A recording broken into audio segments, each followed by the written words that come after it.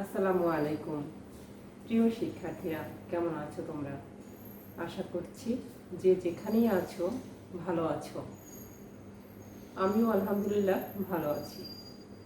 আমি আকলিমা আক্তার, প্রভাষক অর্থনীতি বিভাগ, ঢাকা কলেজ। আজকে ঢাকা কলেজ অনলাইন ক্লাসে তোমাদের সবাইকে স্বাগত জানাচ্ছি। আজ আমি অনার্স ফোর্থ ইয়ারের ইন্টারন্যাশনাল ইকোনমিক্স 2 নিয়ে তোমাদের সাথে হাজির হয়েছি। আমি আজকে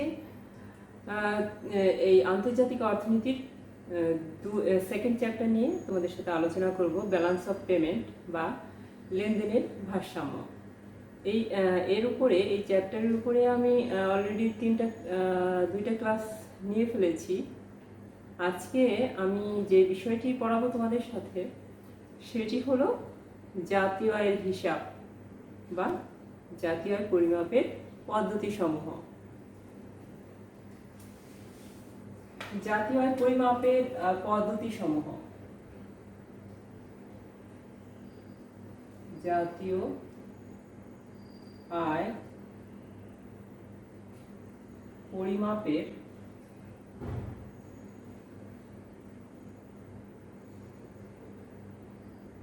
পদ্ধতিসমূহ।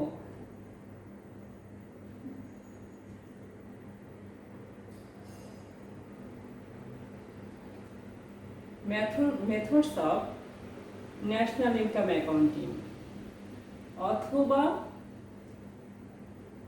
জাতীয় আয় হিসাব। জাতীয় আয়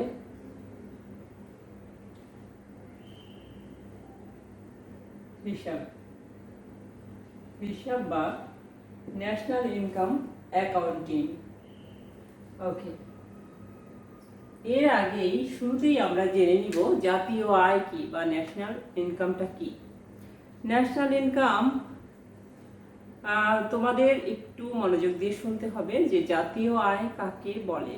ঠিক আছে, জাতীয় আয় বা national income, GDP, GNP, NNP, হ্যাঁ, এই সবগুলো বিষয়ে তোমরা গুলিয়ে ফেলো।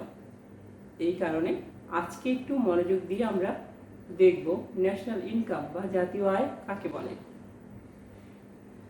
জাতীয় আয় বলতে সংজ্ঞা দিতে গেলে প্রথমে বলতে হবে যে একটি নির্দিষ্ট সময়, সাধারণত 1 বছরে, একটা সময় ধরে নিব 1 বছর, ঠিক আছে, একটি দেশের সকল জনগণ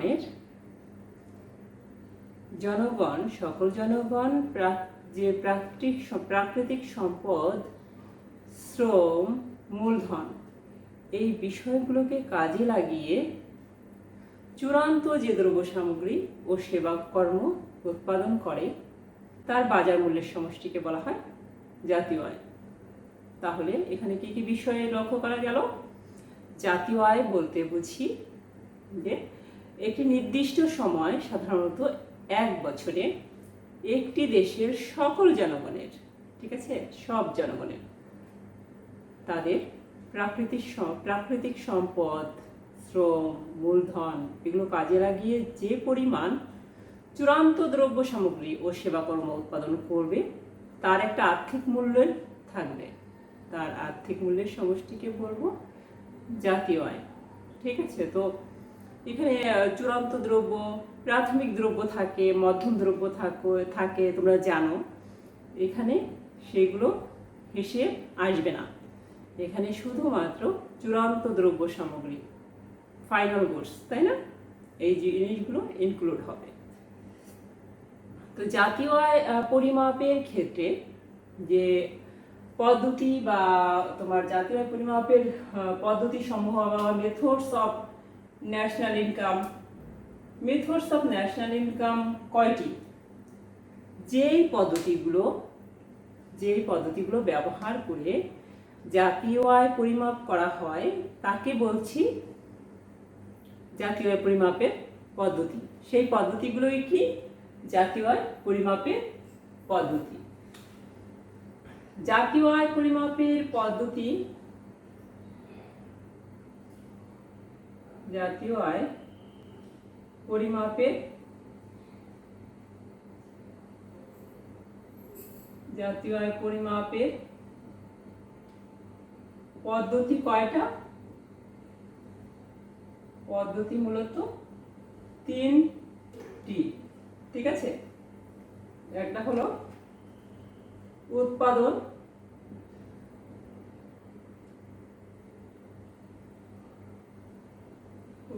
পদ্ধতি। তাহলে জাতীয় আয় পরিমাপের পদ্ধতি কয়টি? 3টি। উৎপাদন পদ্ধতি, 2 নাম্বার হচ্ছে আয় পদ্ধতি।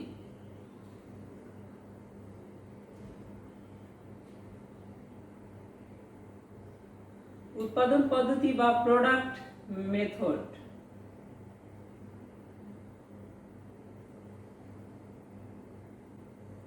উৎপাদন পদ্ধতি বা কি? Product method. আয় পদ্ধতি বা ইনকাম মেথড। Income method.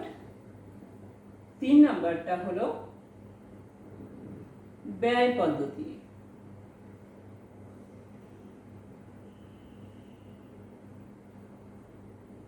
বা এক্সপেন্ডিচার।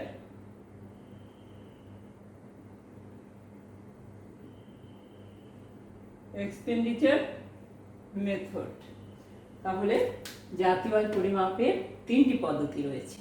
একটি হলো উৎপাদন পদ্ধতি বা প্রোডাক্ট মেথড, দ্বিতীয়টি হলো আয় পদ্ধতি বা ইনকাম মেথড, আর তৃতীয়টি হলো ব্যয় পদ্ধতি বা এক্সপেন্ডিচার মেথড। এখন আমরা এই এক এক করে পদ্ধতিগুলোর ব্যাখ্যা দেখব। উৎপাদন পদ্ধতি।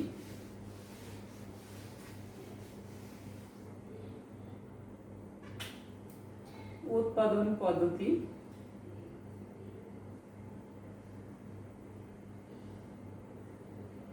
উৎপাদন পদ্ধতি বা প্রোডাক্ট মেথড। উৎপাদন পদ্ধতি কাকে বলে? উৎপাদন পদ্ধতি বলতে বোঝায়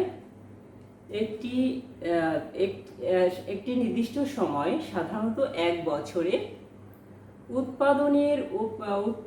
উৎপাদিত পণ্যের যে আর্থিক মূল্যের সমষ্টি আছে সেগুলোকে বলা হচ্ছে উৎপাদন পদ্ধতি। অর্থাৎ এখানে আছে কি, উৎপাদন পদ্ধতি বলতে বুঝি যে একটি নির্দিষ্ট সময়ে উৎপাদনের ক্ষেত্রে যে তোমার চূড়ান্ত দ্রব্য সামগ্রী সেবাকর্ম উৎপাদিত হয় তার আর্থিক মূল্যের সমষ্টিকে বলছি উৎপাদন পদ্ধতি বা প্রোডাক্ট মেথড।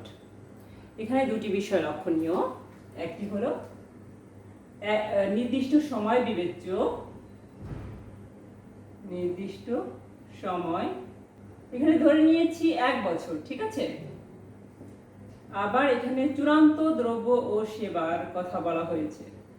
চূড়ান্ত দ্রব্য ও সেবা কর্ম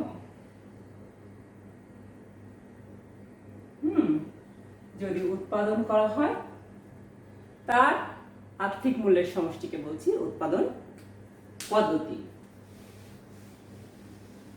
এখানে কি বিষয় লক্ষ্য করা যায় যে n সংখ্যক উৎপাদন ক্ষেত্রে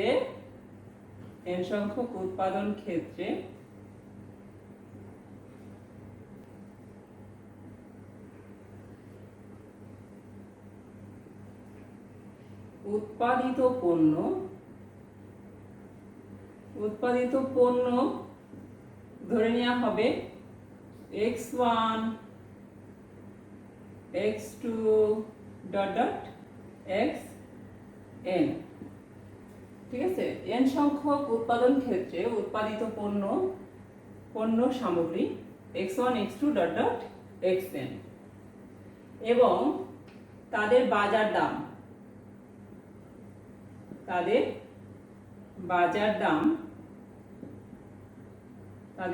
দাম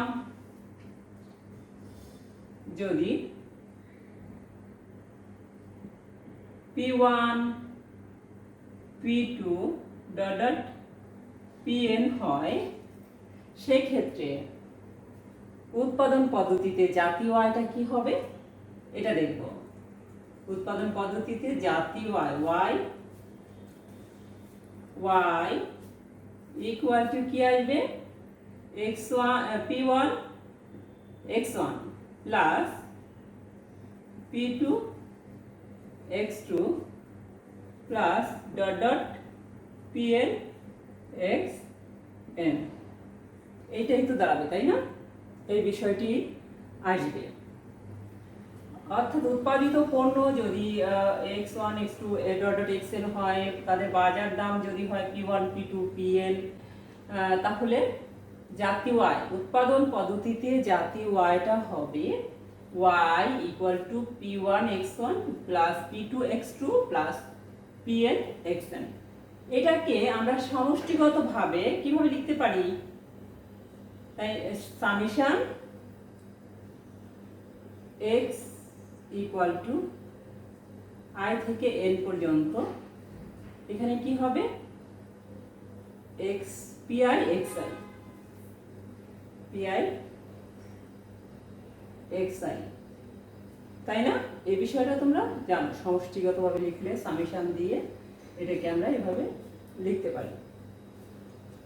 ঠিক আছে, এখন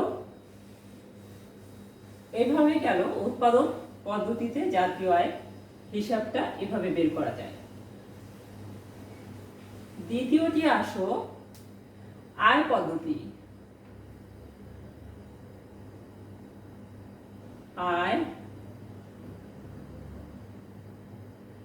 আয় পদ্ধতি বা ইনকাম মেথড। আয় পদ্ধতিতে কিভাবে জাতীয় আয় পরিমাপ করা যাবে? আয় পদ্ধতিতে জাতীয় আয় পরিমাপের ক্ষেত্রে হবে হচ্ছে তোমার উৎপাদন ক্ষেত্রে যেসব উপকরণ রয়েছে, এই উপকরণগুলোর অর্জিত আয়ের সমষ্টি দ্বারা জাতীয় আয় পরিমাপ করা হলে সেটাকে বলা হচ্ছে আয় পদ্ধতিতে জাতীয় আয়। ঠিক আছে, এখন এই ক্ষেত্রে তোমার উৎপাদন ক্ষেত্রে কি কি উপকরণ ব্যবহার করা হয় সেটি আমরা আগে দেখব। উপকরণগুলো হলো ভূমি, শ্রম, মূলধন এবং সংগঠন। ভূমি, শ্রম, মূলধন, সংগঠন বলছে যে উৎপাদন পদ্ধতিতে আয় পদ্ধতিতে জাতীয় আয় হিসেবের ক্ষেত্রে উৎপাদনের উপকরণের অর্জিত আয়ের সমষ্টিকে বলা হচ্ছে, অর্জিত আয় দ্বারা যেভাবে জাতীয় আয় পরিমাপ করা হয় সেটাকে বলছি আয় পদ্ধতিতে জাতীয় আয়। তো উৎপাদনের ক্ষেত্রে উপকরণগুলো কোনগুলো এটা আমাদের আগে জেনে নিতে হবে। উৎপাদন ক্ষেত্রে উপকরণ হলো ভূমি, শ্রম, মূলধন, সংগঠন। ভূমি ব্যবহারের ক্ষেত্রে এটা কি দিতে হয় বলো তো? ভূমিকে দিতে হয় হচ্ছে রেন্ট বা খাজনা, তাই না? ভূমির দাম হলো রেন্ট বা খাজনা, শ্রমের দাম হলো ওয়েজ বা মজুরি, তাই না? এবং মূলধন ব্যবহারের জন্য কি দিতে হয়? অর্জিত আয় কি? মূলধন ব্যবহারের জন্য আয় বা সুদের হার, ইন্টারেস্ট রেট, তাই না? সুদের হার। সংগঠনের জন্য পায় হচ্ছে পাই বা মুনাফা। ওকে, সংগঠন পায় হচ্ছে মুনাফা বা প্রফিট, পাই দিয়ে প্রকাশ করা হচ্ছে। এখন এই বলছে যে উৎপাদনের উপকরণের অর্জিত আয়, এই ভূমির আয় অর্জিত আয় হচ্ছে খাজনা, শ্রমের অর্জিত মজুরি, মূলধনের অর্জিত আয়, সুদের হার, সংগঠনের অর্জিত আয়, মুনাফা। হ্যাঁ, তো এই উৎপাদনের উপকরণের অর্জিত আয়ের সমষ্টি দ্বারা যে আয় জাতীয় আয় পরিমাপ করা হয় সেটাকে বলা হচ্ছে জাতীয় আয় পদ্ধতি। ঠিক আছে, তো এই ক্ষেত্রে জাতীয় আয় পদ্ধতিতে যদি হিসাব করতে হয় তোমার আয় পদ্ধতির মাধ্যমে, তাহলে y ইকুয়াল টু আসবে হচ্ছে r plus w plus i plus পাই। ঠিক আছে, এইভাবে যে হিসাবটা হবে এটা হলো তোমার আয় পদ্ধতিতে জাতীয় আয়, জাতীয় আয় হিসাব। ঠিক আছে, এখন আমরা দেখব ব্যয় পদ্ধতিতে জাতীয় আয়। ব্যয় পদ্ধতিতে জাতীয় আয় হিসাব। ব্যয় পদ্ধতিতে জাতীয় আয়ের হিসাব। তো ব্যয় পদ্ধতি মানে হচ্ছে এক্সপেন্ডিচার, তাই না? এক্সপেন্ডিচার মেথড বা ব্যয় পদ্ধতিতে জাতীয় আয়। ব্যয় পদ্ধতিতে জাতীয় আয়ের ক্ষেত্রে হচ্ছে একটি দেশের সকল জনগণের যে ব্যয়, সব ধরনের ব্যয় এখানে ইনক্লুড হবে। তো সব ধরনের ব্যয়ের সমষ্টির মাধ্যমে যে হচ্ছে হিসেবটা করা হয় সেটাকে বলা হচ্ছে ব্যয় পদ্ধতিতে জাতীয় আয়ের পরিমাপ পদ্ধতি। তো এখানে একটা বিষয় লক্ষণীয় যে হচ্ছে ব্যয় পদ্ধতির ক্ষেত্রে তোমার কি করে হচ্ছে কনজাম্পশন আর হচ্ছে বিনিয়োগ ব্যয়। একটি পরিবার সমূহ কি করে দুই ধরনের ব্যয় করে থাকে। প্রথমে একটা হলো ভোগ ব্যয় আর একটা হলো বিনিয়োগ ব্যয়। তাহলে এক্ষেত্রে জাতীয় আয় পরিমাপের ক্ষেত্রে দুটি বিষয়, একটা হলো ভোগ ব্যয় আর একটা হলো বিনিয়োগ ব্যয়। ঠিক আছে, এখন এর সাথে যদি সরকারি ব্যয়টা যুক্ত হয় তাহলে জাতীয় আয়ের হিসাবটা কেমন হবে? y = c + i + g। ঠিক আছে, যখন সরকারি ব্যয়টা এর সাথে যুক্ত হবে। এরপর যদি নিট রপ্তানি যুক্ত হয় জাতীয় আয়ের ব্যয় পদ্ধতিতে হিসেবের ক্ষেত্রে, যদি নিট রপ্তানি, তোমরা জানো যে রপ্তানিকে যদি আমদানি দিয়ে বিয়োগ করা হয় তাহলে যেটা থাকবে ওটা হচ্ছে নিট রপ্তানি। তো এই ক্ষেত্রে জাতীয় আয়ের হিসেবটা কিরকম আসবে? y = c + i + g + x - m। এটাই হলো ব্যয় পদ্ধতিতে জাতীয় আয়ের পরিমাপের পদ্ধতি। ঠিক আছে, তো আজকে ক্লাস আমার এই পর্যন্তই ছিল। উৎপাদন পদ্ধতিতে জাতীয় আয় হিসেব বের করা যায়, আয় পদ্ধতিতে জাতীয় আয় হিসেব বের করা যায় এবং ব্যয় পদ্ধতির মাধ্যমে জাতীয় আয় হিসেব বের করা যায়।